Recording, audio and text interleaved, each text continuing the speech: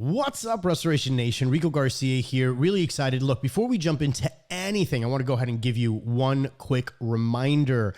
If you haven't picked up the phone yet and shot us a call, I don't know what you're waiting for. Pick up the phone. We got a new hotline for you. And don't worry, not a real person's going to pick up. It's just going to be basically a voicemail drop where we want to hear from you, right? Let us know your thoughts on the show. Let us know your favorite episode. Let us know who you'd like to see on the episode. And also remember, big shout out to our two platinum sponsors, which is Carlos Machine, the claims machine, from Policyholder Advocates, who has our public adjusting corner, which is our special once a month episode that drops that we talk about public adjusting. We talk about policy and the relationship between the contractor and public adjusters and clients and all of the nitty gritty that goes into that. I know that there's a lot of divide depending on who you talk to about that particular aspect of the business, but Carlos does a phenomenal job of keeping us abreast of what's going on. And also lawyer Britt, which again, she is heading up our legal corner. Once again, joining us once a month with a special episode, letting us know everything that we should know about contracts, about, what we need to do in order to protect ourselves as contractors legally, any changes that are potentially happening in legislation. So, we've got two powerhouse individuals with tons and tons of industry knowledge, and you're definitely not going to want to miss those two additional bonus episodes each and every single month. And of course, again, they are our platinum sponsors. So huge, huge shout out to them. But if you have a question, in regardless of either one of those fields, make sure that you just pick up the phone, shoot us a call, and say, hey, look, I got a question for Britt and for lawyer Britt, and here it is. I'm so-and-so, and this is what happened. Boom. And then what we'll do is we'll take that audio clip, we'll plug it in live while we're doing the recording, and we'll simultaneously, obviously, give you a shout out as well. Also, we just want to go ahead and hear from you. It's always nice to, we get so many great emails and DMs that if we could go ahead and actually match a voice to you as well, that would be absolutely amazing. So today's episode is really exciting. Today, we kind of go to what some of you would call the other side, and that's with Mathew Allen, an independent adjuster from, some of you may know him from AdjusterTV. Let me tell you, super, super, super cool guy. We had such a great conversation. He's certainly not your everyday run-of-the-mill type of independent adjuster who's just kind of moseying his way through life. He's very, very targeted, very business-oriented, and part of what he teaches on AdjusterTV is to help independent adjusters become better independent adjusters, which really, at the end of the day, for all of us, what we need is we just need better quality people, whether that's contractors, whether that's, public adjusters, whether that's attorneys or independent adjusters. Ultimately, we have a service that we provide, and the better quality individuals that are involved in this typically painful process, the better that the claims end up, the more money, hopefully, that everybody makes, as well as a happier customer, which ultimately at the end of the day, that's really the most important aspect. So this is going to be a really exciting episode. But before we dive in, I wanted to let you know about the Total Ads Domination course, which I have opened up for just a handful of private students. Now, what is Total Ads Domination? You guys have heard me time and time again talk about the importance of marketing.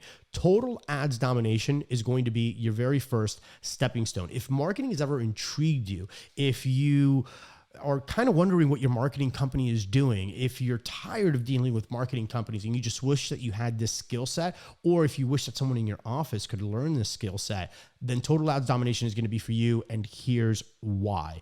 What we go through with Total Ads Domination is really all about Google Ads at the very beginning. And Google Ads is going to be that quick shot in the arm that if you learn how to master, what that means is that you can go into any market at any time and go ahead and basically guarantee that your phone is going to ring with some kind of clients.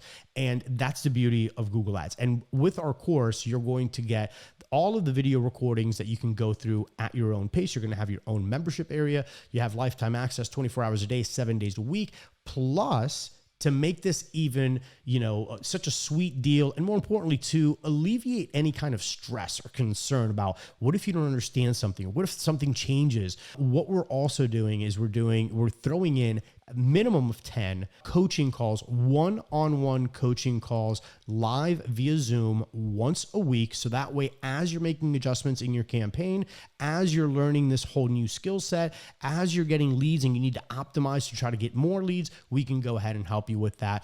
And it'll be tons of fun. So if that's ever been something that you've had on your radar screen, make sure that you check it out. There's going to be a link in the video description as well as in the show notes. Go ahead and click on that. It's going to take you over to the landing page. You're going to pop in your name and your email. You're immediately going to get a couple of free resources for that. And then you'll be sent on over to the payment page. You make your little payment. Boom, immediately you'll get emailed all of your credentials for the exclusive membership area, and then you're off to the races. And then hopefully after that, your next step would be go through a module or two and then jump on the very next student call that we do once a week. Typically we do it at 7 p.m. Eastern on a Tuesday. But yeah, and it'll be tons of fun. So I will see you there. It's not going to be open for very long because I am putting a very tight cap on it with, just a few students. So, but if this is something that you want to do, make sure that you go ahead and take advantage of that now, because I don't know when I'm going to close it. So it'll probably be soon. So outside of that, guys, listen, enjoy the podcast. This is a super banger podcast. I had a really good time with Mathew Allen, whole new respect for independent adjusters. And it was really cool just looking at or understanding their overall perspective. So enjoy the podcast. Let's go. Owning any type of restoration business is demanding of your time, your energy, and resources. And that's why we're here. This is Restoration Domination. If you're a contractor in water mitigation, mold remediation, biohazard cleanup, roofers, or public adjusters, you'll learn how to dominate using some of the techniques and strategies that our guests will share. We'll interview top industry insiders, movers and shakers, hustlers and hackers, and anyone dominating their industry. This is Restoration Domination. Hustle, hack, and dominate. And here's your host, Rico Garcia. All right, and we are officially live. Matt, first and foremost, welcome to the show. And are you ready to help us dominate? Dude, I am so ready to help us dominate. I'm stoked, man. I'm so great. Glad to be here. Awesome. So do me a quick favor for those watching and listening to the program. Just fill in some of the gaps on the intro. Tell us who you are, what you do, and how you're doing things differently in the industry. Yeah, so my name's Matt, and I'm the founder of AdjusterTV.com. Prior to that, I was in property claims, primarily as a catastrophe property adjuster from about 1999 until I sort of retired from the field around, I would say 2020. During that time, I did a little bit of roof sales, so we may have some things to talk about in common. And it taught me a lot. I've been a staff adjuster, worked at desk, I've done file review, I've been a field manager, I've done a lot of different roles in that 20-year career. And with Adjuster TV, what we're trying to do is we're trying to help people who want to become adjusters kind of learn about what we do. And then once they decide, they select into it and they say, yeah, you know what, I'm all in, I want to become an adjuster. How can they get started? Follow a narrow path, don't waste time and money doing things that isn't going to really move the ball down the field for them, and then how to kind of crush it in their career as an adjuster. And I love your podcast and your kind of focus on entrepreneurship in particular, because everybody's got to be, kind of their own business person. And we can go pretty deep on that because I think it applies really to all sort of aspects. And that's kind of what we try to sort of, for lack of a better word, sort of indoctrinate people who watch Adjuster TV to help them understand, the right mindset to be of service to the industry and to help the industry as a whole, whether it's restoration side, the PA side, the insurance side. The simple fact of the matter is that a homeowner, a person who owns a house or a structure like a commercial property owner, they have a loss. Piece of paper, the policy is a contract that says we're going to pay for this, we're not going to pay for that, and we try to go and maximize what we pay to the homeowner, the property owner, and that's the kind of thing I try to get across to those guys. And we do it on YouTube and AdjusterTV.com, and I do a lot of interviews of our industry people, go to a lot of conferences, and we've got some training and stuff. So we're very, very, been active for about 5 years. Every single week, got a new video. Nice. Which is, by the way, for anybody who's never done video and kept up with YouTube, it's a task. Like that's a job in and of itself. Yeah, for sure. I tell people, I say this is like 5 full-time jobs. Oh, absolutely. 100%. So the first thing that I want to kind of dive into, because I kind of want to break down this wall, assuming that there is a wall, right? And that's kind of what we were talking about off camera a little bit, is this perception that it's an us versus them, that the independent adjusters, they're the big bad wolf, they're the enemy, they're the ones that are looking to kill a claim. They don't want to pay for a roof, they don't want to pay for water mitigation, they're trying to save the carrier all of this money. So, in your own words, like kind of like what's your approach to that? Because I'm assuming I'm not the first person that you've heard this from. Oh no, it's conventional wisdom that the insurance company, through their agents and whoever represents them, the insurance company is trying to save money on the claims and drag out the process. Two things which, on the independent claim side, as somebody who is a representative of the carrier, are not compatible. Number one, I don't want to drag out the process because I don't want to work on a claim any longer than I have to, right? So I'm going to try to do those as quickly as possible within reason, keeping quality level. And number two, saving money on the claim technically is true, but we don't save money. The real way that we don't save money, or that we save money for the insurance company, is not by denying things that we should pay for, or digging our heels in on things that are in a gray area where we could probably pay for it and probably should pay for it. It's by keeping everybody honest, right? So if there weren't any adjusters, this is kind of how I think about it. If there weren't any adjusters and the contractor just submitted their bill straight to the carrier and the carrier just paid it, I think we could probably, not that you guys wouldn't love it, but you can imagine what would happen. Like, a $5,000 roof becomes a $25,000 roof. A $25,000 job becomes a $250,000 job because, if the insurance company is just writing checks for all that stuff. So we're kind of like cost control in a way where we say, all right, well, the going rate, if the insurance company is not involved, and I'm, as a homeowner, I call you up and say, hey, I need new roof and gutters on my house, maybe some fascia or whatever. You come out and maybe you're in competition with your other, restoration construction companies that are in the area. We're going to compete a little bit. You're going to compete a little bit on price and also on like your personality. You come out and we really hit it off, right? Maybe you're $500 more than this other guy. I might pick you because I like you better than that guy. He doesn't return my calls, that kind of thing. So I would say, to sort of bring it all back together, independent adjusters we're restricted by the policy. Right, so whatever policy that the policyholder purchased tells us what we can and can't pay for and how we can pay for it, right? So the depreciation thing and all that jazz. We have, in addition to that, the carriers, every carrier is a little bit different. They all have their own sort of estimating guidelines that tells the adjusters, all right, so if we're going to paint all 4 walls in this room, you have to, in your estimating software or in your estimate, however you write it out, you have to subtract all openings that are 22 square feet and bigger, right? So if it's a 21 square foot, 3x7 window, right, that I don't need to worry about that. I can just pretend like it's not there and pay for paint for that extra 21 square feet. If it's over that, if it's a 5x5 window, it's 25 square feet, then I have to deduct that out of the paint calculation, right? So that's what an estimating guideline essentially is for us. And we're restricted by that kind of thing. And this is, I do not want to go off the deep end on this, but the ridge cap and the starter strip on being included in the waste, that kind of thing, our hands are a little bit tied on that. We can't just because somebody asked for it or because, somebody has a philosophical reason for why we should pay for that, or even like you can show me some numbers on it. I don't have the power to say, well, I'm going to go ahead and pay for ridge and starter when the estimating guidelines tell me I can't do it. They may pick it up on the back end. I don't know what's going to happen. And I think, we kind of talked a little bit about the things that they, a lot of times I think what happens is, and maybe this is what I perceive to happen and being kind of my experience, but you say, well, adjuster will turn something in and then the desk adjuster swats it down, right? Well, it could be, we have in our guidelines in the field being sort of the first person there, my rules are I'm not allowed to put O&P on any estimate. They're going to handle all that stuff on the back end. The contractor's got to do their due diligence, show that they're going to manage the project. yada, Now, yada, how yada. universal is this, by the way? Just so that we have some clarity. It's not.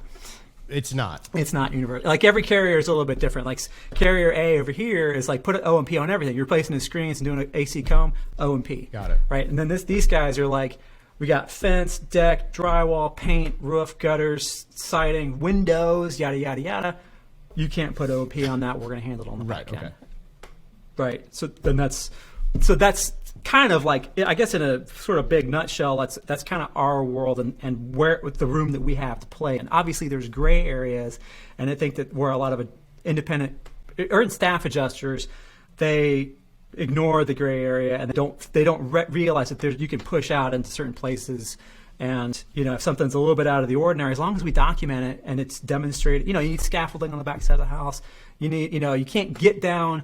Add some money for access because the truck that's delivering the materials, they can't access the roof from the front. They've got to like drive around the back or go through like the park, whatever it is, right? There's just gray areas where we can have a meeting of the minds on that final dollar figure that I think a lot of adjusters miss out on. And again, I mean, as an independent adjuster, we get paid by the claim, and we get paid. The bigger the claim is, in most cases, when we work on fee schedule, the more we get paid, right? So a $5,000 job is going to pay X. A $55,000 job is going to pay X times 3 right. or 4 or 5, now, right? So we have an incentive to pay more. This is a great jump-in point, because my question would be is how many restoration contractors and or roofers, arguably even some public adjusters, how many of them do you think are aware of the fact that you kind of are in some way incentivized to actually have a bigger size claim? I mean, because again, the story and the narrative, the locker room chatter for the most part is the independent adjusters really don't like us. They want to go ahead and kill our claims. And I'm like, I don't know if that's necessarily true, but that's why we're having this conversation, right? Yeah. So 3 things. So when I sold roofs, it was for a brief time. I was terrible at it. It's an art form and a science right there. And I didn't spend enough time doing it to even begin to wrap my brain around it. I sucked. But I met a lot of adjusters, and it was a very, very eye-opening experience for me, because I met adjusters from all these different companies, like a teachers union, like insurance company adjuster, right? A guy shows up in flip-flops and shorts. All these different companies I'd never heard of before, big companies, small companies, Hartford, Chubb, all these companies, whereas I had only worked for like a half a dozen different carriers, and they were kind of, like State Farm and that sort of thing. And with very few exceptions, they were all jerks. They were all jackasses. They were rude. They would be saying, I see them, I pull up, they get there before me, right? And normally like as an adjuster, a contractor usually gets there before me, because I'm like, well, I'm going to get there 5 minutes beforehand and let's just do this. They're standing there in the front yard talking to the homeowner. This is the adjuster, right? And I'm going to go and try and like meet him and do a look at the roof and everything. And he's smiling, and then he glances over and sees me in my pickup truck with my door magnets on and everything, and immediately scowls, and then won't talk to me, won't shake my hand, won't look me in the eye. And I'm like, why? Like, literally, what did I do to you? So I understand that, and this, I preach this, and my very, very first ever video on YouTube ever was this. Why do you want to fight with the contractor? Why would you start by being the bad guy, right? Nobody serves by doing that. I don't understand it. I mean, I guess I can't understand it at a certain level, because sometimes adjusters get leaned on really, really hard by really, really super aggressive contractors. Sometimes. To paint with the broad brush, like, the locker room talk, all adjusters are out to, we're trying to deny claims or whatever. It's the same thing on the other side. We run into some bad apple, and it's rare. I mean, honestly, truly. And a lot of times, somebody that you think is like, you're getting a vibe from them when you first walk up, but you smile at them, shake their hand, look them in the eye. I always did this. I have like 2 jokes. I'm not a comedian, right? So they almost always had like some sort of interesting vehicle, right? Like a lifted pickup truck. There was a guy who had like a 1996 Corvette. Nice. T-tops, the contractor that I met. He pulls his folding ladder out of the back. And I tease him about their vehicle. Now, if I need any buses jumped, I know who to call, right? And wink and shake hands. Let's go take a look at this thing, right? Disarms everybody. So I would say, since I started doing that, like just saying, I'm going to have an open mind about this. We're in a fringe area. I don't know if it's got damage or not. No other house I've looked at over here has had damage, but maybe they do, right?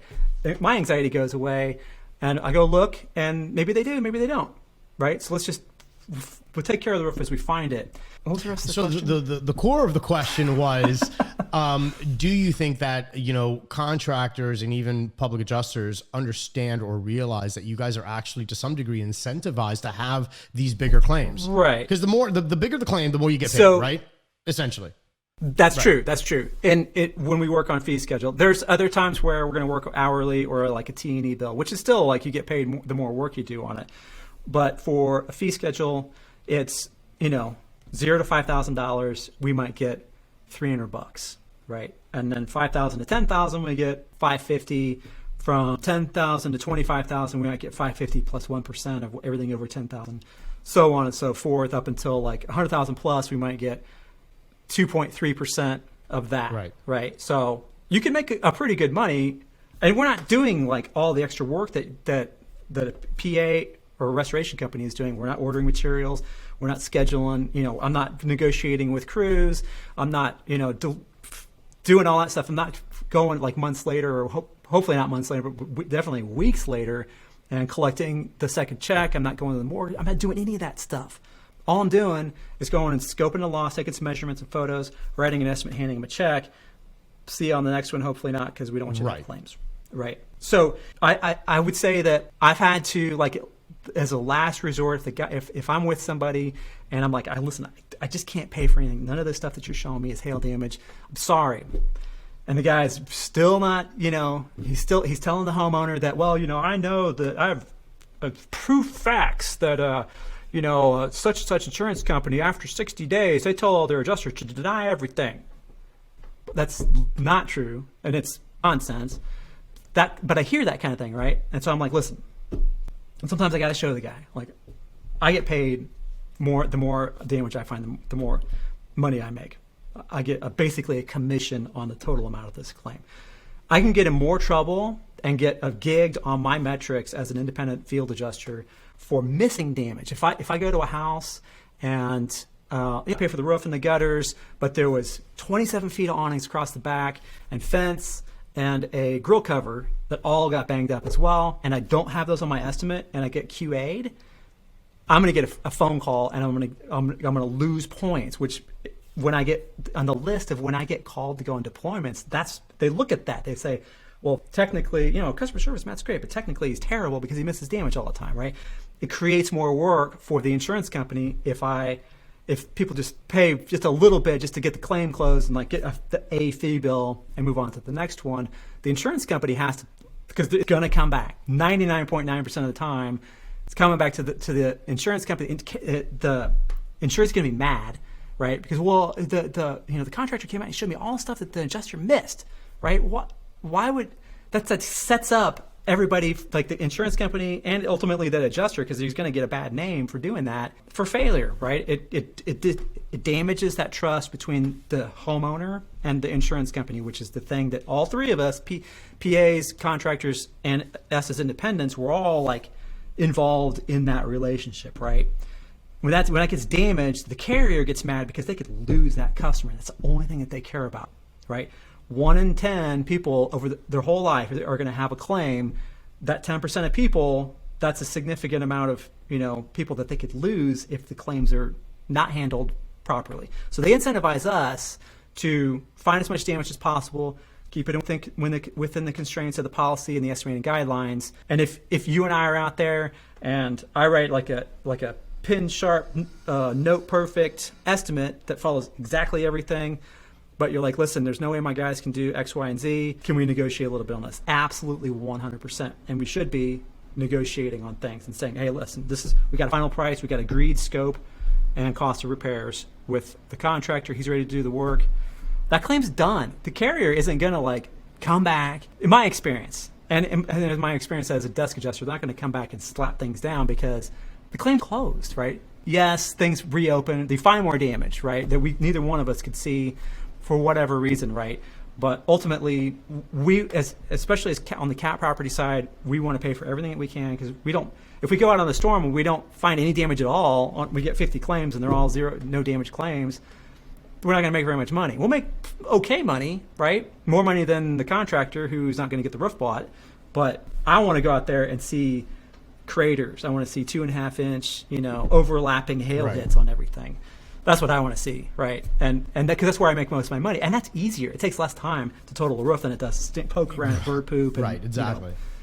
Blueberries and so whatever. What, in your opinion, do you notice, or have you noticed any difference in estimating style when it comes down to an independent adjuster as opposed to a staff adjuster, or is it pretty much the same across the board? I would say that the thing that makes adjusters, whether they're staff or independent, not do a good job is inexperience and not having like fundamental understanding of not only like the basics of construction, but of restoration processes, right? So a lot of staff adjusters who live in Buffalo, New York, or maybe you live in, Hays, Kansas, or in Seattle, right? You're going to be handling day to day fires and water losses, right? Maybe a theft here, a vandalism here, pickup truck spins out in the front yard and takes out the fence here, right? Occasionally you're going to get a cat, but a lot of times the cat losses go to the cat adjusters when they'll pile into town, take care of all the cat losses, and then leave. Those adjusters, the staff adjusters, I don't want to generalize too much, but I would say by and large, don't have a lot of experience doing roof claims. When I was at the carrier that I worked at, I had already been an independent adjuster doing property cat for like 16 years. So I had a lot of roof experience. So I became the guy. I was the roof guy. So people come ask me questions about, well, should I pay for this or not pay for that? How do I measure this? How do I, whatever. So they don't know because they don't have a lot of experience with it. So on the staff side, I would say, I think in general, I would never assign, in general, again, there's certainly exceptions to this, but I wouldn't assign like malice where that could really be more, explained by incompetence, right? There's a lot of it, and I admit it, people the companies that I used to work for, that I have relationships with now, and it's the biggest struggle of the independent claims industry is how do you either find people that have experience with construction and things like that so they can write a good estimate and have an intelligent conversation with a contractor, or teach them that, right? How do we do it? And it's all over the board. A lot of companies don't have the resources to do it. And again, one of the things that we're working on is trying to build out some restoration construction training. So we're partnering up with contractors and people who have a lot of experience with that, to build some stuff that shows people, right? This is what it looks like when a roof gets shoveled off, all the pieces and parts that come off with it, what stays, what does it look like when they put a piece of plywood in, how it all goes back on, what does ice and water shield look like when they install it, all because people unless they see it, they don't have like a picture in their mind when they walk up to a house and say, all right, well, I can tell, I looked under the shingles, there's ice and water, this is how this essament's going to be written. So I would say overall, it's not so much that people want to not pay for stuff. It's that they just don't understand how to do it correctly. And again, that's one of the things that, we're trying to fix. So on our side. in kind of turning back the hands of time here. So how can a contractor, water mitigation, mold remediation, fire, smoke restoration contractor or roofer, how can they, as experienced pros, how can they be of assistance to the rep that's going out there, right? The adjuster who's going out there to say, hey, look, this is the damage. Here is why this is damaged. And this is what our plan for repair is. I mean, what can the contractor do to facilitate that overall experience? And again, mind you, there's going to be people that just don't want to be helped, that they, again, they're just not happy people. And I get that. But if you get a reasonable adjuster, a regular human being, let's call them, right, that maybe doesn't have that experience, right, or, maybe this is their first, handful of claims, because it happens, right? We've met with brand new field adjusters. It's happened. What do you think, in your opinion, would kind of facilitate that experience for all parties involved? Okay, that's a great question, and I think that I would flip it around. So I would put myself on the other side and say, utmost importance is professionalism, right?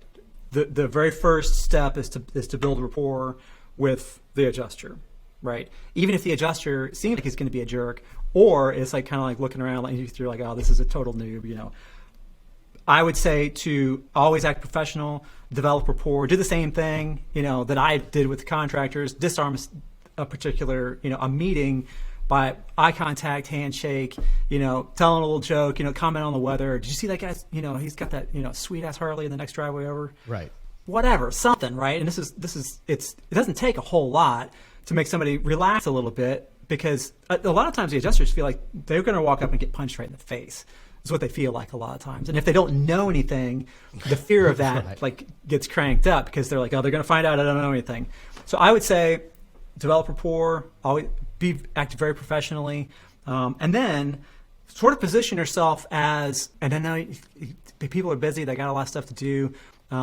Doesn't take a whole lot of extra time, I think, to sort of posture yourself sort of like a little bit of a mentorship-ish kind of a, sort of a posture. So in other words, hey, this is what we came up with. Do you have any questions about this? Is there anything on here that you want us to explain, right? Instead of saying, well, we want $36,000 for this, and there's certainly some value, and I think it depends on the person that you're meeting with. Being more aggressive and sticking to your guns and standing up for your estimate and everything. But at the same time, you can disarm a nervous, inexperienced adjuster from totally wrecking the whole process. I think by going through things and walking through the whole thing, this, looking at the ceiling, and this is what we think we should do here, and based on our experience, this is going to be the appropriate thing. And I think we can probably. And this is the other thing. It's and this is what I do. It's throw little bones out there. I think we can save the molding on the chair rail or whatever, but that wallpaper border's we're going to have to replace that, right? So you're saying, well, we don't have to do this. Okay, well, I don't have to worry about it. He's willing to give some ground there, even if it's this, right? I think in negotiations, that helps to, again, take people from being it's just going to be a total confrontation to, okay, I can relax a little bit and not feel like I'm just going to get the beat down every time I turn. There's going to be some relief where I'm like, okay, maybe I can ask a question, right? Well, what about the vent, or whatever it is, right? So I would say ultimately build rapport, be professional, and then sort of just spend a little extra time with the adjuster, kind of like you do with the homeowner. If they don't seem like they know what they're doing, or they don't have, I shouldn't say that. I should say that they're not as experienced, or they lack experience, or they don't seem to. Maybe they've been only doing desk hail claims, and now they're doing a big water loss in the field, right? They may need some help. I mean, I would say just to posture yourself as sort of somebody who can answer questions and is willing to work with them, even if you're still the bottom line number is not going to change a whole lot, if at all, on your side, that it seems like it'll make it a whole lot easier for the adjuster, because he thinks that you're like a buddy, sort of, to be less likely to stiff arm you on the whole thing, or go through with a red pen and try to cross out all these line items. Still might happen, but I think kind of going back to what you were saying. A lot of it is not so much what you're saying, but how you're saying it, right? So you could still defend your estimate, but you can do that in a very professional way. You could do that in a very educational way, in a broken down step by step, and say, hey, look, because again, there's very few things in life that you'll stop and explain it to people to where they just don't get it, where they're just like, no, I don't see it, right? There's a process to roofing, there's a process to drawing, there's a process to mold remediation. And if you take your time, instead of saying, well, that's what it is, well, that's kind of a dick move, right? Where you don't really even want to continue the conversation at that point. But if you're saying, hey, well, look, I'm glad you asked, this is why we're doing this, boom, boom, boom, boom, boom. And all of a sudden it's like, oh, okay, you know what? Maybe I didn't know that. Yeah, you know what? That totally makes sense. And I'm willing to go ahead and put that in my estimate. Just changes the game quite a bit. For sure. And I would even go so far as to say, try to do that in person. If you're like, oh, well, I'll email you over my estimate or whatever. I tell adjusters this, and this is how I ran my claims careers. I closed every claim I possibly could. I closed on site with the homeowner, and preferably with the contractor there. So you and I could look at each other, and I say, well, this is my bottom line number. That's what you got. Tweak it a little bit. We're both nodding our heads. Okay, that's good to go. Take it to the homeowner, settle up, and we're done, right? On the contracting side, most adjusters aren't, on your side, like meeting adjusters, most adjusters aren't going to do that, even though I think they should. I think there's a lot of benefits to it. But you're probably going to have your estimate done and a number before the adjuster gets there, would be my guess. A lot of the guys are like, yeah, just send it over and we'll just pay whatever. I mean, Right. you get that all the time with an adjuster as well. So I would say, before you go, just really quick, want to go over this with you. Just kind of go through these line items, make sure we agree on the scope, and then this is what our pricing is, and I can hand you a copy of it, or I can email it to you, or whatever. Go through these things, and here's why we're doing this in 5 minutes, right? 8 minutes maybe. And I'm looking, if I'm doing that with an adjuster, if I'm doing it with the contractor or the homeowner as the adjuster, I'm looking at body language, right? Because when you're on a phone, you might be like, I'm settling up with the homeowner, and I hear them going, okay, yeah, sure, as I'm explaining things. Yeah, all right, fine. But if I'm there in person, they might be doing this. Yeah, no, that sounds fine. That's great. No, all right. So I'm getting a whole different picture from them of what's really going on up here as opposed to what's coming out of their mouth. They may be saying, yeah, fine, whatever, just to get me off the phone, and they're going to pick up the phone and call their agent immediately after and chew them out and call me out every name in the book, right? I want to watch that person. So I'm going to watch them as I'm going over everything. Is there any part of this that doesn't make any sense? What about this part about the windows?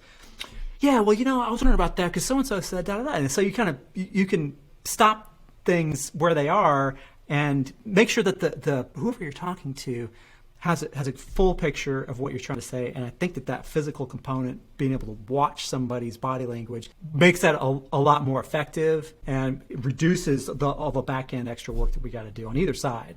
Right. And that totally makes sense. And on that note, what we're going to do is we're going to take a quick moment to thank our sponsors. Then as soon as we get back, I want to start digging a little bit deeper into the business side of the independent adjusting world. But before we dive in, let's go ahead and take a quick moment here to thank our sponsors. Hey, Restoration Nation. So real quick, I want to talk about your estimates. And being in the restoration industry, look, we have to make sure that our documentation is super tight and it's on point, and we want to eliminate as much back and forth with the insurance carrier as much as we possibly can. And this is why I want to talk to you about Impartial. And I really love the name because it's supposed to be impartial. Kind of get it? So the reason why this is such an amazing software is because it uses the technology that most of us are already using, which is the Matterport technology, and then basically makes this on steroids when it comes down to building your estimates. And Impartial has three main offerings that I want to talk to you about real quick, starting off with Impartial Scope. Now, when we're talking about Impartial Scope basically allows you to generate a carrier-approved worthy estimate. And basically the way that it does this is by extracting all of the relevant data from pre-mitigation as well as your post-mitigation scans, and packages this up in such an amazing way to where it eliminates so much back and forth. And again, the whole idea as our industry evolves is to harness the power of this kind of technology. Not only that, but it also has another offering, which is Impartial Embed. And basically what this does is it gives you the ability to go ahead and tag with highlights, your general scope notes, mitigation activity, moisture readings, and so much more information. You even have the ability to go ahead and upload JPEG pictures, PNG, ESX, and so much more right into the Impartial tags, which makes your documentation that much more tight, which ultimately leaves less room for people on the other end to have much of an opinion as to what your estimate is about. Because again, this is all about harnessing real physical data. So not only that, there's obviously a lot of industries or a lot of instances where you're going to need to make some changes to your estimate. And lately what we've been seeing is a lot of back and forth between Xactimate and Symbility, which leads us to Impartial Convert, where it basically takes any estimate and can change it between Xactimate and Symbility and vice versa, and really makes this entire process very, very easy. And we've got something really special for you, Restoration Nation, for listening to the show, watching the show, and it's an amazing offer that I want to go ahead and extend to you. And that is, if you head on over to info@Impartial, and that's impartial.io/domination. And again, the link is going to be in the video description as well as in the show notes below. You're going to get an amazing offer, and that is a total of 99% off their enterprise plan. So just go ahead and visit info.impartial.io/domination. Go ahead, check them out. You're going to be happy you did. Photo documentation is possibly one of the most important aspects of what it is that we do in the restoration business. Not only so that the client knows exactly what's going on, but also so that you can prove your work to insurance companies. One of the best ways that I found to go ahead and document our projects is by using Company Cam. Company Cam is an amazing app. It has so many features, everything from time-stamped and GPS located photos, individual project files, unlimited photo storage, in-app communication with your crew, a live stream of all of your projects as the photos are coming in, as if it was an Instagram feed. So from a managerial standpoint, Company Cam can help you there as well. But more importantly, it gives you the ability to protect your organization while documenting and keeping everything nice and neat. So we've got a really special offer for you. If you go to companycam.com/dominate, not only will you get your 14-day free trial, but you're also going to get the first 2 months 50% off. So again, head on over to companycam.com/dominate.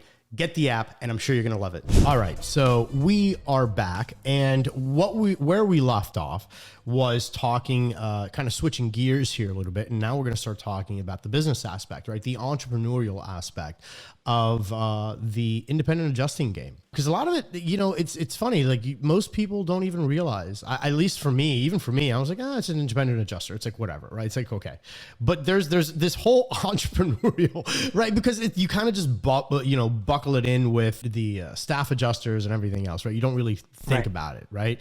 So let's talk about that, right? What's that journey look like? So I would say that for an independent adjuster, kind of the thing that sets us apart is that we're sort of used by the industry as like a as needed kind of a resource, right? So in other words, on the carrier side, they may use independent adjusters if they fired somebody from a territory and they got to have an adjuster in there immediately, right? Or somebody quit or they redid a reorganization and then they bring in IAs to help cover the territory until they can put a trained staff person in there, or during large, catastrophic events. I think 95% of the stuff I ever worked was hail, right? So that was my bread and butter.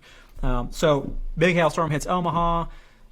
State Farm has 4 staff adjusters in the area, and now they've got 7,000 claims, and they need to get them contacted and inspected within the next week or 2 or 3.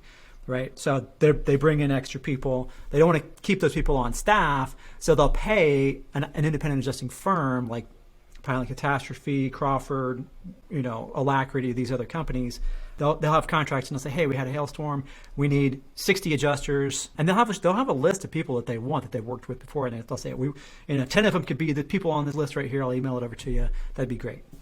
60 adjusters show up and everybody gets 50 claims and you just handle them until you're done. The people that get done quicker, right? So this gets into the business part of it. The people who get done quicker, and not necessarily, but I would say the best people also do claims faster with a higher level of quality and accuracy. So their files reopen less, and they have high customer service ratings, meaning that even if they deny a claim, they say, sorry, I can't pay for it. The customer, the homeowner, still feels like they got a fair shake from their insurance company and that everything's going to be okay. Right, there wasn't any damage, or even if there was a claim where there was a lot of damage, but the policy doesn't cover it. That's the gold standard of like if you can get a 100 on that as customer service, and you had to deny a big claim like that, then you did a great job. And there's a lot of things you have to do in order to do that. So I'd say for a foundational level, independent adjusters have to have the mindset and the attitude that they're not going to get extraordinary results without doing some extraordinary effort above and beyond what the showing up and punching the time clock and just doing the minimum is going to get you, right? Because you're not going to get those extraordinary results by just doing the minimum and just gliding through and not developing relationships, not networking, not building your skills and keeping your skills up to date and looking for more opportunities in the industry. It's just like anything else. So I would say that an adjuster's journey starts from like not knowing anything about this, hearing about it from their neighbor or their uncle or their brother-in-law or whatever, and then getting thrown onto a major hurricane, which is the way most people do it. Right. And then they either they click, they figure it out, most of the time on their own, or they wash out. And the vast majority of people wash out and they go back to being a golf pro or tending bar or being a sales associate or selling, whatever it is, right? So once they get in and they see that, you sort of get to the point where you kind of see the matrix a little bit, where you're like, all right, I know that if I can be more efficient and close, because there's only so much work in a claim, right? If I can get that work done in less time, and it's still a great file, and it's still, I got an agreed scope and pricing with the contractor, and I settled it on site. Everybody was very happy with the process, and it was accurate. The insurance company is like, all right, well, QA is saying, well, he did a good job on those. He's following the estimated guidelines. He squirreled out of a little bit over here, but we're going to give him some grace because he does such a great job on all this other stuff. The more I close, the more they're going to give me, right? So if I'm on a big CAT event and everybody gets 40 claims to start, if I do those in 9 days, we'll say, and the next person takes 3 weeks to do 40 claims, they're giving me, because new claims are going to come in, they're going to give me more claims, right? My objective as a business person, as an independent adjuster, is to get as many claims as I possibly can on every claims deployment, do them as best as I can, the highest possible quality that I can, and then because I produce so much and I do such a good job, the carrier and the IA firm are both like, we got to keep this person busy because they are a shining star, right? They're doing the kind of work that we want everybody to do. They're doing it, so we're going to, and they'll keep you busy. I mean, they kept me so busy because I did that, right? I said, the thing that drew me to this was that, and when I finally, it clicked, I was like, so you mean that I can give myself a raise like every day just by doing more work and making sure that those are high quality files? And it was like a light bulb went off, and then I was off to the races. And so I tried to do that. So I pushed, I would write down when I showed up at the house, how long it took me to introduce myself to the homeowner. I just write down the time, like 10 a.m., start talking to the homeowner. All right, I want to take a look at everything. 10:07, right? And now we get to finish the whole thing. I get to 10:49 and I'm handing the homeowner a check. Right. And so I'm trying to get that number down, right? So I'm timing everything and seeing what's taking me super long to do. So I think any business, whether you're building and selling cars or you're doing, restoration construction, you're an independent adjuster, you have to have like sales and networking and skills building and, continuous improvement, right? So you want to be lean and you want to, but there's a diminishing returns on all this stuff. But so as an adjuster, I get excited about this because I feel like there's like a level above, like, well, I'm just a claims adjuster guy. I'm going to write claims and I'm good at writing estimates. There's a level above that as an independent where you have to have all those other pieces in order. Otherwise, you're killing the golden goose, right? So that's kind of a long way of saying, this is what a business looks like as an independent adjuster. And the better I do, the faster I can be up to a certain point, because there's a point where quality drops off. The more I'm going to work, and the busier they're going to make me, and it just spirals up. Right. So there's a lot of independent adjusters that, do the IA thing for a while, and then they're like, they go off to the other side and they start becoming a public adjuster. So, what's the appeal, or what would make someone say, hey, you know what, I'm an IA for as long as I could possibly be an IA, and I'm never going to go to the PA side? What do you think is the difference in mindset? Do you think it's just that the money is more appealing? What do you think makes the difference between one side and the next? I'm kind of two minds of this. The PAs that I know, and a lot of PAs that I've met, they're needed in a lot of cases because, as we mentioned earlier, there is inconsistent quality in training on the insurance adjuster side, whether it's staff or independent, right? So a PA may be necessary to help the homeowner to make sure that they're getting everything that they need to get the work done. I would say that a good roof sales or a good restoration salesperson kind of acts like a PA in a way, because they're if they work with the adjuster, if they do a little bit of that stuff we were talking about earlier to kind of help them get a good estimate, that helps the homeowner. And on the other, at the high end, a PA told me this some years back, and I was like, oh, okay, that makes perfect sense. If I'm Michael Jordan and I have toilet overflows and it damages a bunch of rooms in my house, I don't want to mess with that. I'm going to call a public adjuster and say, hey, just handle this, right? It's not like I don't trust the insurance company necessarily. It's just that I don't want to deal with it. I don't have time to deal with it, right? So at a certain level, I think it's there's a whole level higher than just regular old claims. The other thing I see is that it's a little bit with the mindset is that there are some people out there that feel like that the insurance company should pay everything. If I say that you should pay for that, then you should just pay for it. It's because I think it's getting the most money for the homeowner, irregardless or irrespective of what it takes to do the work. Getting the most money is what is going to benefit the homeowner. Just giving them a bunch of money, right? Even if if 3 contractors show up and they can all do it for $7,500, let's get them $15,000 because they deserve it. They pay their premiums and da da da da. I think that some people have that attitude. I don't really understand that, I guess, from my perspective, because as a homeowner, like if I have a lot in my house, I don't care how much it costs. If it costs $1 or costs $1 million, it doesn't matter. Just fix it. Right. Here's my deductible. Right. Just tell me what I got to do to get this done. So it shouldn't matter to the homeowner how much it costs. It's illegal.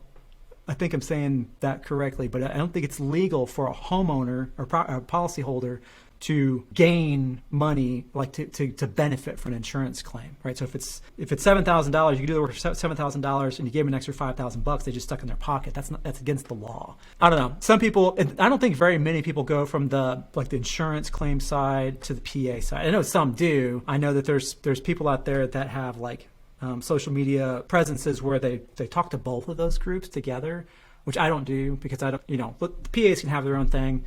You contractors have your own thing. I'm talking to the cat property adjusters. That's my wheelhouse. This is what I know. I don't dissuade people from going that way. I will stand my ground if somebody comes in and makes a bunch of ad hominem attacks about insurance companies and how all independent adjusters or all adjusters are just trying to cheat. I mean, we're fighting. So right. But so one thing I do want to dig into, because you did mention something, and I know that there's a lot of conversation, especially on the restoration side, about differences in price. And look, as a business owner, even for myself, for you to say, or for anybody to say, the carriers to say, oh, well, ABC company down the street will do it for, let's say you use the $7,000 figure. So I'm just going to use that and just put that out there, right? Sure. Can do it for $7,000 and XYZ could do it for, $7,000, but your prices are at $10K. Well, okay. Am I not entitled to a profit? Am I not entitled to overhead and profit? Am I not entitled to, all of the things that actually, because it's and mind you, every single day, there's more of a quote unquote cost of doing business. That's just the cost of doing business. That's what we hear a lot from the insurance carriers, right? But yeah, so of course they're trying to knock that off the estimate. And the next thing you know, you've got a $10,000 estimate that they're trying to knock down to $7,000. And it's all of that nickel and diming stuff that goes on. So the question is, at what point can a homeowner, elect to, have a contractor that they feel is superior for whatever reason, right? Maybe they just like the way that they greet them in the morning. I don't know, right? Maybe their equipment is a little bit better. Maybe their staff is better dressed. Maybe, they actually have a storefront and they actually have workers' comp and they have all of these other expenses, which of course increases the overall cost. The homeowner hiring this quote unquote higher caliber type of individual is now, and that individual has the right to charge $10,000 for their services. But now the carrier is saying, hey, well, you know what, the average market value is $7K. So how do you combat that, right? Even as a homeowner, how do you combat that? And then the restoration contractors that are listening, they're like, oh yeah, I definitely want to know how to combat this, right? So what's, I don't want to disappoint anybody. Yeah, exactly. So what's the perspective there? Because, and again, I want to make this very clear, right? So most of us use a handful of software, right? So we're either using Symbility or we're using Xactimate, right? We're using some variation of that. And we also understand that these softwares basically use an aggregate of data. So they take all of this data for what's being paid out, what's being, what people are putting in on their estimates, et cetera. And from that, then we kind of get this overall average of what something should in fact cost, right? So, and that being said, there's also a lot of program work. There's also a lot of other variables there that to some degree, because again, if it's internal policy for the insurance company to, let's say, only do one code as opposed to two codes, let's just use that as an example. But other contractors that maybe are charging more say, hey, look, our quality of services constitute a $10,000 invoice as opposed to a $7,000 invoice.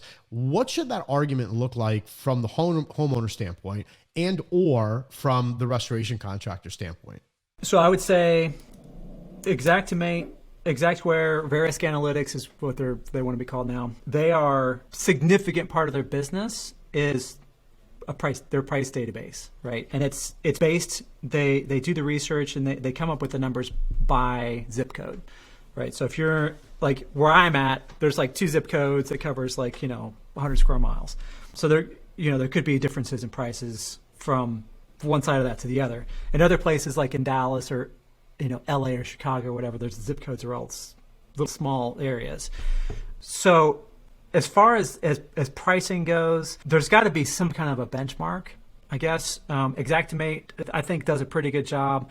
I know people complain about Xactimate pricing, but in my experience, if I write the estimate properly, if I include all the line items that need to be in there, if I get the measurements correct, 99 times out of 100, the contractor's not and said, yeah, looks good, you're good to go. It matches his, right? Water claims, fire claims, hail claims, doesn't matter what it is. I think if the estimate's written properly by somebody that understands construction and restoration processes, the price differences shouldn't be that great. I don't think, and this is my experience, hasn't been my experience, I should say, that an insurance company will say, well, so these 3 companies will do it for $7,000, so that's what we're going to pay. Because, sort of the flip side to that, this is where a lot of adjusters get in trouble, and this may be part of the problem, is that they will say, a handyman can come out, and it was, one piece of sandpaper and a little thing of paint and fix that, no problem. So that's what I'm going to write for. I've actually heard that live in the field, by the way. Right, and I know, I've heard it from adjusters, and it's the insurance company doesn't want you to do that. They want you to write, with the labor minimums and whatever needs to be in there to fix that. If the homeowner hired a painter, a real, professional person to come out and do it, what they would charge. That's what they should be paying, right? And it could be that a lot of that has an effect on that 7,000 versus the 10,000. A lot of companies, and I say this with kindness and love, storm chasing construction companies. I can't tell you the number of times I met with guys in Texas, and I see them in Kansas City, and I see them in Denver, and I see them all over the country, right? Hey, what's up, man? What do we got here, right? A lot of those people will do it for whatever the insurance company says. Within reason. So that's part of the problem. So a little bit of the problem's on your end, where you have people just doing it for whatever because it's a volume play.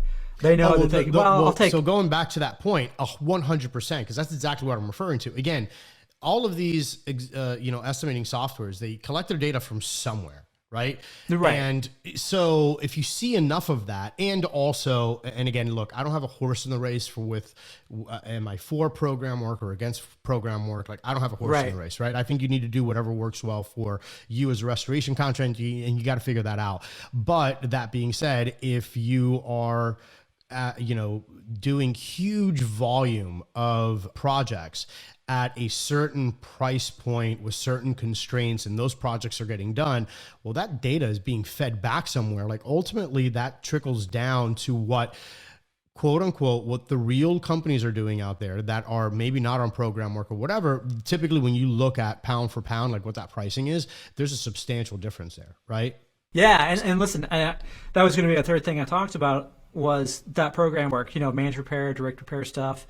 That's another part of the problem, is that the insurance company, part of your problem, I should say. Not my problem. The insurance companies will negotiate. Yeah, they'll negotiate with like First Choice or there's Mad Sky or whatever. They'll negotiate with those guys and get 5% off materials or 15% off materials or whatever, as long as you do it the way here's a copy of our estimating guidelines. If you write your estimates like this, we'll just give you the work straight. They want that has a couple of ramifications. The carriers have been trying to do that for decades, right? And they still haven't fully, they go into it and then they back off of it because they keep having train wrecks. They'll cut the adjusters right out of that conversation, because they just want to say to the homeowner, all right, we have, the dishwasher broke, it's covered loss. Water mitigation is going to come out and take care of the cleanup and the dry out. And then we'll send over Rico Garcia's construction company, and he's going to put everything back together for you. And you don't have to do anything, but just give him a $500 check for your deductible. That's it. That has a lot of appeal to the carrier because they feel like they're saving money. They're not having to pay me, right? Because they're cutting me out. As an independent, they may be paying me 2%. They don't have to pay for a staff adjuster, which is probably more expensive because they got a company car and all the benefits that go along with that. But then they have a problem where they're giving the construction company or the restoration person the ability to make a call on whether it's covered or not. The problem that the carrier that I had is that everything was covered, even if it wasn't. So they would, like I said, they push into that and they back off. I think at the end of the day, the insurance companies are trying to save money, but it's not because they're, Scrooge McDuck and greedy and have gold-plated yachts and all this kind of stuff. It's because, especially in the top 10, top 20 carriers, they all compete for customers, right? And price is a big part of that. Some people are willing to pay more for like a higher level coverage, like, Chubb or whatever, or the Hartford, where they'll just write a check for whatever. But they make all their money on those premiums. And so they're going to try to remain competitive. And if they're paying a lot of extra money for things that not every contractor is going to do, I don't know. I can't tell you the number of roofs I've ever looked at that didn't have starter at all on them, right? Or they just cut up they cut corners, right? Insurance company doesn't feel like they need to be on the hook for that necessarily, but they're still going to pay for the appropriate repair for most things. And as far as like the $7,000 guy versus the $10,000 guy, I would say as an adjuster, I'm not going to pay extra. A guy's not going to make gain any ground with me if he says, well, we hand nail all the roofs and we interleave the valleys, or we use gold plated drip edge or whatever it is. If it's the exact same thing that the next guy at $3,000 cheaper is going to do, if he's just got a fancier pickup truck and has more overhead, that's, in a way, that's his problem.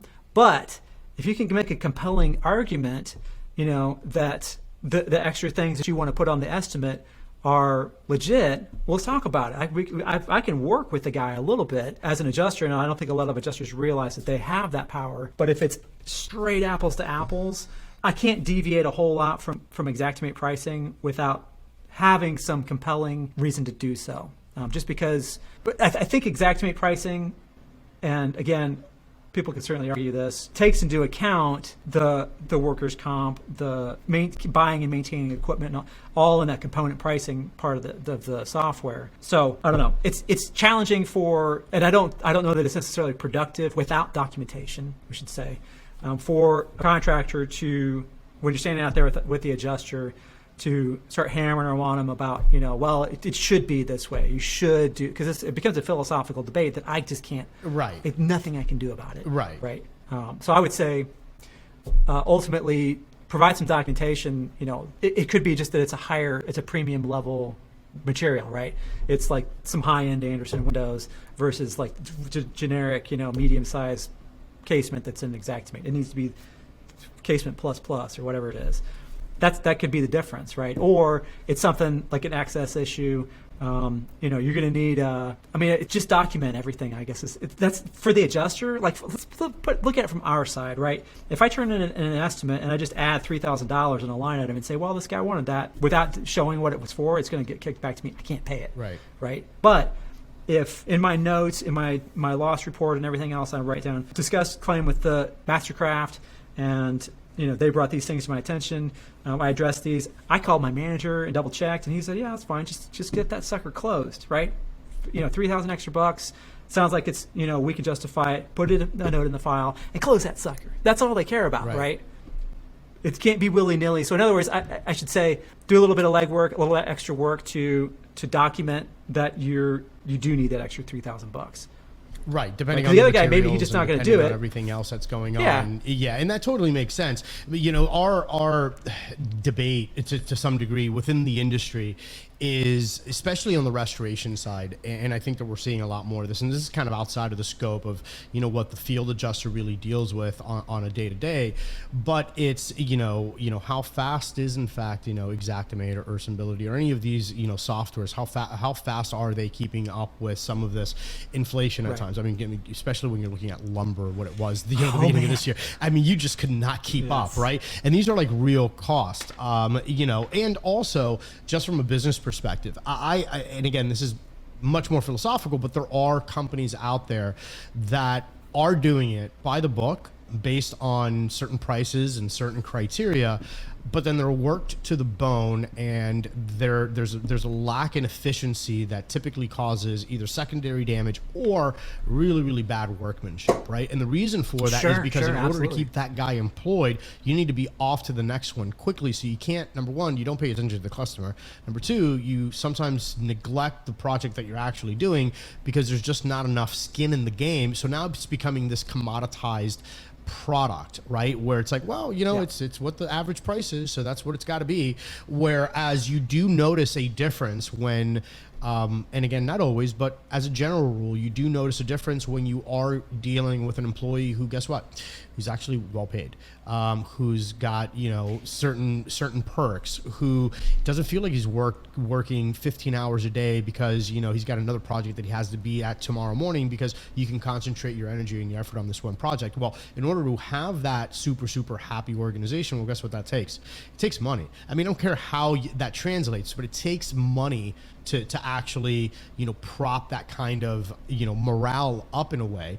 And again, there's arguments to all of this, but that's where we're noticing on the restoration side, where a lot of contractors are trying to figure out, well, how do I address that, right? Do I address that right at the beginning with the homeowner, and you give the homeowner a price list on what your services are, and then they just chuck it back to the insurance, but then you're still, the insurance still has to play within, and the field adjuster still has to play within their guidelines of what, hey, well, this is what I'm estimating on. This is the software. We're trying to do the best that we can. So it's just one of those like philosophical questions that I don't think there's a concrete answer to. No, and this is a unique time with all this. We're trying to build a house. I mean, a sheet of plywood is like $55. It's ridiculous. Right. So I think, Exactware, I mean, they do try to keep up with the pricing because and I think it's in their interest to try to be as accurate as possible. A lot of companies, this is kind of my experience at the carrier, when I was at the carrier for that time, I feel this way, and I felt this way then. I felt like, in a lot of companies, I think do the same thing. A lot of big companies, they have their priorities kind of skewed when it comes to money, right? So they will nickel and dime the smallest things. They'll nickel and dime stuff on claims. They'll nickel and dime adjusters' pay and days off and all this kind of stuff. And then they'll turn around and spend $250 million on a giant campus in Plano, Texas, right? With glass and everybody gets a scooter, and you can wear shorts to work, and it's like, what? It doesn't make any sense. So I don't know, the things that go on in people's in the leadership's mind, and like collectively and individually, what they come up with is like, here's what we're gonna really throw money at, and here are the things that we're gonna try to penny pinch on. Sometimes you feel like, there'll be like a 23-year-old MBA sitting in a 17th floor office in Boston or New York or whatever, and look at a spreadsheet and comes up with like something that's some little thing, like, we're not going to pay for, ridge cap unless it's Z ridge or high profile ridge or whatever, because we can say it's in the waste, right? And it's going to save the company $30 million a year in claims, right? Then that's like, it's almost like politics in a way, where they'll take something like that and run with it, and look at what we're doing here, and all they're doing is causing misery. I don't think that's ever going to change. I think the reality is, ultimately, Rico, is that what you guys are dealing with is are corporate, they're companies, right? And every one of them has a policy, and the policies are kind of, by and large, created through legislative action and case law and like some state guideline, things like that, right? Like the insurance companies have to pay for this, or they don't have to pay for that. They're going to pay for as few things as they can so that they can stay competitive, keep everybody's premiums at a reasonable level, but at the same time, trying to fulfill their promise to indemnify the homeowner to get them to their pre-loss condition. Right. And that's where I think that the shady, I shouldn't say shady, but like the gray area is what I meant to say. Like the gray area kind of ends up, getting shrunk a little bit. Is that, well, what was their pre-loss condition? Was their pre-loss condition, fabulous new cabinets and a quartz countertop, or was it, Formica and, just doing the lowers and painting the uppers to match? Right. That's where the big question marks come in. I think that just like, on the restoration side, you guys are businesses and you're going to, you've got things that you want to do. You're going to pay extra for marketing. You're going to pay extra to have your guys show up in a nice looking truck and not pull up in beaters and 1994 Corvettes and things like that. It's part of your marketing. By the way, right? For anybody out there with a 94 Corvette, do you just be happy? Yeah, right.